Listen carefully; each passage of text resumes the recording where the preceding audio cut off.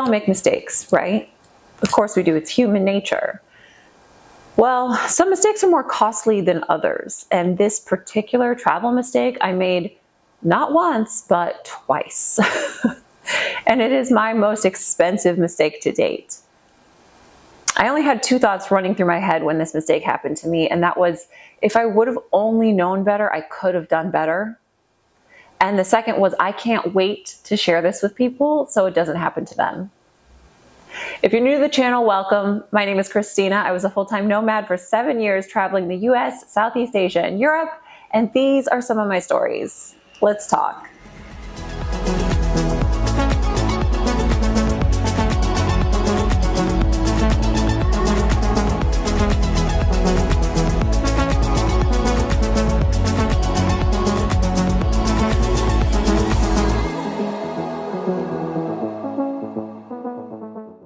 Now, before I discuss this particular travel mistake, it's important that you know what a visa is.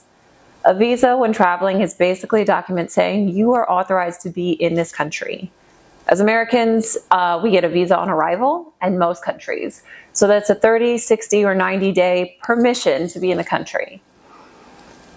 As an American, I'm used to having a visa on arrival in most instances. You go to the airport, you go through customs, you get stamped. Basically, that's your visa on arrival.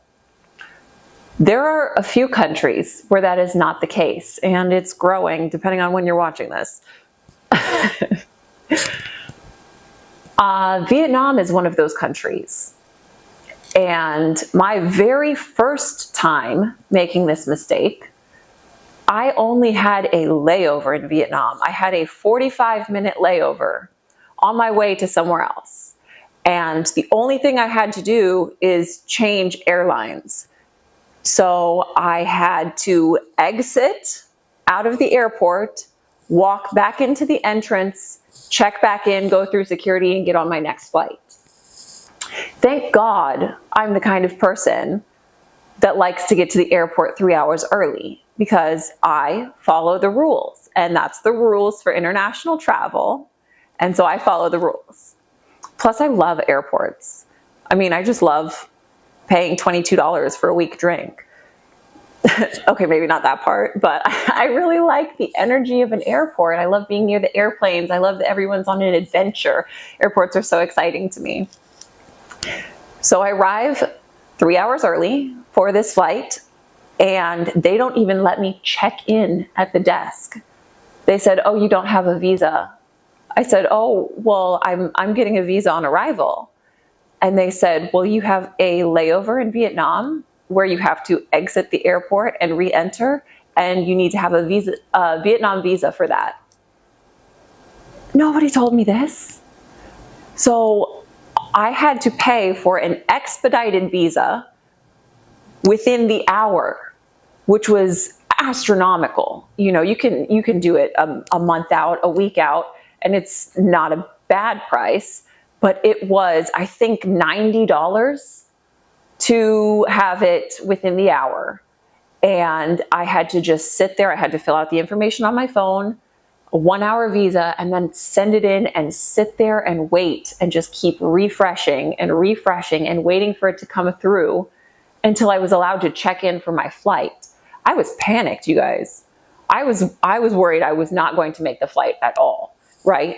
So the visa finally came through. Then I was allowed to check in for my flight, go on and get on with my adventure. Thank God. So I told myself, hey, that's never going to happen to me again. You know what? Now I know that Vietnam is a country that you have to have a visa before you arrive. I know that. Stored that little nugget of information in the back of my mind, right? Cut to a few years later. I am meeting up with my best friend, and we decided Vietnam. We hadn't been there. We decided we would meet there, and I was coming from Bali.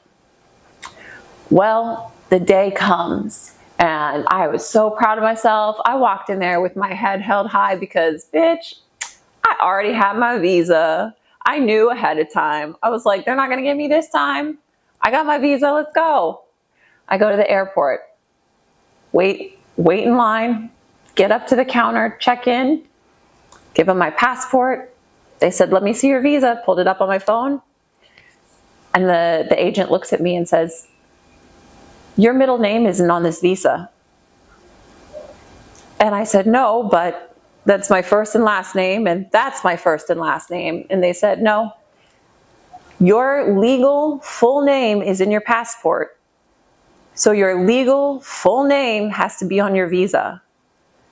I said, are you kidding me? She said, no, I'm sorry.